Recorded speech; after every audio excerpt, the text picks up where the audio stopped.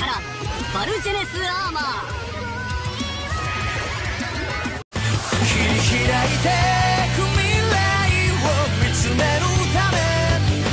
Assalamualaikum dan kembali lagi ke Izzat Review semua. Okey, seperti Izzat pernah cakapkan dekat dalam video Izzat sebelum ni, yang mana hari ni Izzat akan buat sedikit perbahasan tentang core kedua daripada Ultraman Omega. Basically, core kedua ni hanyalah sikit saja yang Izzat dapat.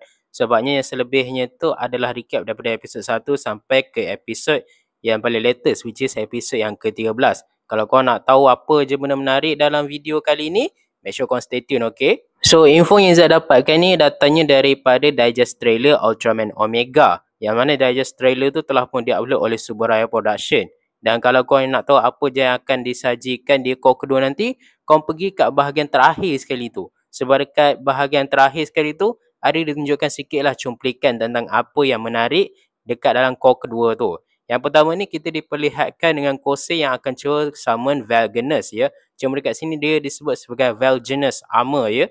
Dan lepas tu ada juga diperlihatkan dengan Valgenus yang berubah menjadi Meteor Kaiju. Dan seterusnya pun kita pun diperlihatkan dengan visual sewaktu Ultraman Omega ni menggunakan Valgenus Armor. Dan pada Izzat dia punya grafik CGI memang cantik lah part ni. Seterusnya pula kita akan dihadirkan dengan satu karakter. Karakter ni bukanlah karakter yang baru, tapi dia ni dah muncul sewaktu episod ke-12 sebelum ni, iaitu Sayuki Ota. Sayuki Ota ni dilakonkan oleh Mirai Yamamoto yang sebelum ni pernah memegang watak sebagai Queen Kisara di dalam siri Ultraman Ginga S. Dan kali ini dia akan kembali, tapi dia akan memerankan satu karakter yang bernama Sayuki Ota yang merupakan seorang saintis genius yang telah pun memberikan semangat kepada Kosei dan dia juga merupakan mentor kepada Ayumu.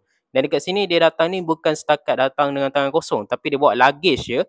Dan dekat sini dia telah pun mengatakan kalau dia memang nak sangat berjumpa dengan awak berdua dan juga dia memang nak memperkerjakan mereka bertiga ni lah. Yang mana dia ni akan menumbuhkan satu tim yang dipanggil sebagai KSCT. KSCT ni merupakan singkatan daripada Kaiju Special Countermeasure Team. Yang mana tim ni akan ditugaskan untuk menyiasat tentang kewujudan Kaiju serta menyiasat tentang diorang sekali lah. Dan kemudian pula mereka ni akan membantu NDF untuk conduct strategi untuk mengalahkan Kaiju tersebut. Dan dekat sini kita diperlihatkanlah dengan Sorato, Kosei dan juga Ayumu yang memakai satu jaket khas yang tertulis KSCT dekat belakang dia tu. Tidak hanya itu, pasukan KSCT ni pun akan mempunyai pengangkutan yang tersendiri yang merupakan sejenis Vitol yang diberikan oleh NDF. Vitol ni akan digunakan oleh pasukan ni untuk pergi menyiasat tentang kewujudan Kaiju.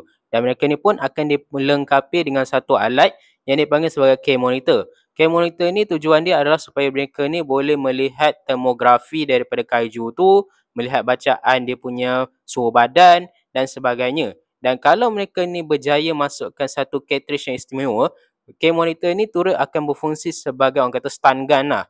Dan bila Izzat tengok benda tu, Izzat sedikit sebanyak teringat pada kumpulan Skip. Sebab kalau macam kita tengok, kumpulan Skip pun punya tugas yang sama. Dan mereka ni dianggotai oleh 5 orang lah kalau kita campur dengan Shu Ishido sekali.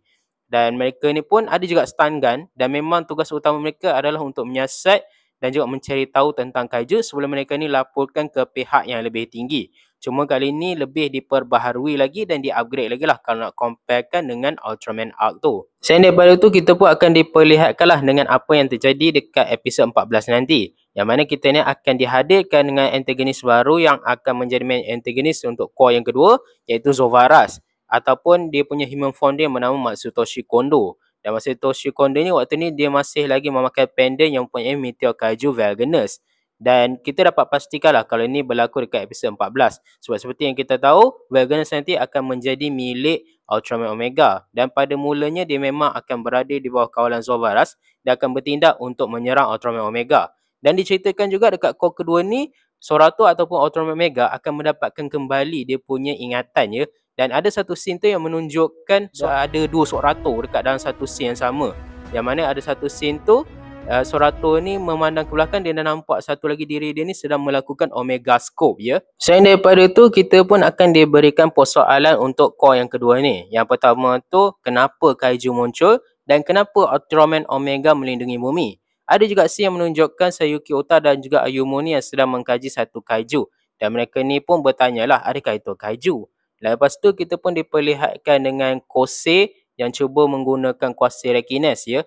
Dan kita pun nampak lah macam dia melepaskan satu gelombang lah macam tu. Ada juga scene menunjukkan Kose ni mengarahkan Trigeron ni untuk menyerang, tapi Trigeron ni macam tak nak menyerang. Dan ada juga scene menunjukkan Velganus sedang bersama dengan Ultraman Omega. Dan kalau macam kita tengok kat bahagian color timer itu dah berubah menjadi warna merah, yang menandakan kalau dia ni dah sepenuhnya berada di bawah Kose ya. Selain daripada tu, ada satu lagi scene yang memperlihatkan Kose dan juga Sorato yang telah pun bersiap sedia untuk berhadapan dengan satu kaiju. Dan waktu ni Kose ni sekali lagi menggunakan Trigeron ya. Dan Sorato pun berubah menjadi Ultraman Omega. Dan Izzat Syak, scene ni berlaku dekat episod ke-16 nanti. Sebab seperti Izzat pernah bahas dekat video Izzat sebelum ni, yang mana dekat dalam episod ke-16 tu diorang ni akan berhadapan dengan satu kaiju iaitu Alligator Tortoise ya. Dan waktu tu pun Izzat ada cakap juga kalau Kose ni akan summon Trigeron untuk membantu Ultraman Omega menentang Alligator Tortoise tu. Dan dekat sini kita boleh nampak lah kalau mereka berdua ni dah semakin compact antara satu sama lain. Trailer pun ditutup dengan Kose yang sekarang ni jauh lebih yakin lah dengan pasukan yang telah pun ditubuhkan tu. Dan dia bercakap dekat kawan dia, mari kita teruskan sebagai satu pasukan. Dan dekat sini kita boleh nampak lah compact antara Sorato, Kose dan juga Ayumu. Dan itu sajalah yang dapat kita nampak dekat akhir trailer ni ya. Dan kita pun diberikan satu lagi poster yang baru, okey. So itulah dia sedikit sebanyak mengenai core kedua daripada Ultraman Omega. Basically benda ni akan berlaku dekat episod ke-14 nanti. Dan apa maklumat yang ada dekat dalam ni pun memang sangat singkat sahaja. Dan tapi okey lah untuk kita buat video kan. Dan apa Izzat boleh cakap dekat sini adalah core kedua ni memang antara salah satu core Izzat nantikan lah. Dan Izzat suka jugalah dengan perubahan cerita dia. Ibarat macam siri Ultraman Omega ni dipecah jadi 2 season ya. Macam season yang pertama tu macam diorang punya ni macam lifestyle, lebih ke arah slice of life punya type kan.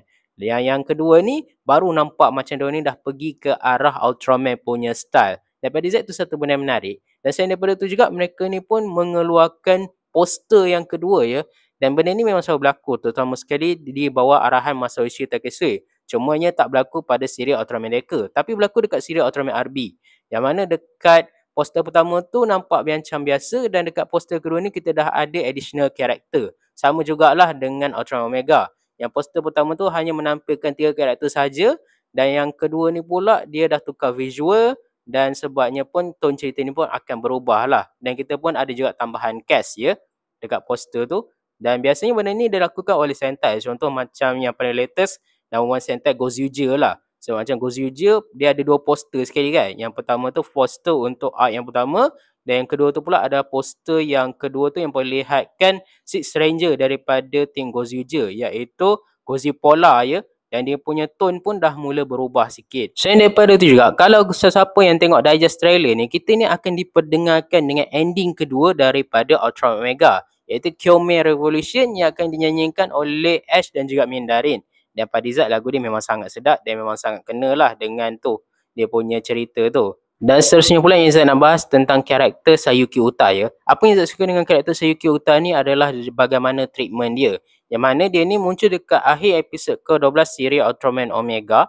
Tapi dekat second core ni dia dah jadi main cast ya. Dan dia punya karakter pun dah ditambahkan juga dekat dalam poster yang menunjukkan kalau dia ni akan menjadi main cast sekali dengan yang lain ni. Dan pada Izzat tu ada satu benda yang baru dan satu benda yang Izzat suka jugalah. Sebab at least kita ada juga siri Ultraman yang mempunyai 2 heroin. Biasanya macam sebelum ni satu heroin kan. Dan sekarang ni kita ada 2 heroin sekali lagi. Dan pada Izzat tu ada satu benda yang bagus. Sebab macam mana karakter tu daripada awal kita nampak macam NPC. Sekali MC sebenarnya. Dan itu pada Izzat satu benda yang bagus yang Izzat memang sangat menantikan lah bagaimana dia punya perkembangan karakter. Dan diceritakan juga Sayuki Uta ni adalah orang yang memang sangat suka membantu ya. Dan dia pun tak memandang sangat pada status dan juga kemasyhuran. Sebaliknya dia fokus pada apa benda yang dia suka buat. So Izzat rasa itu akan jadi satu benda yang cukup menarik. Tentang markas dia ni Izzat masih lagi tak tahu kat mana. Tapi kalau macam kita tengok apa yang berlaku dekat dalam digest trailer tu, Izzat boleh simpulkan kalau dia punya markas ni adalah dekat gudang Tayo tu ya.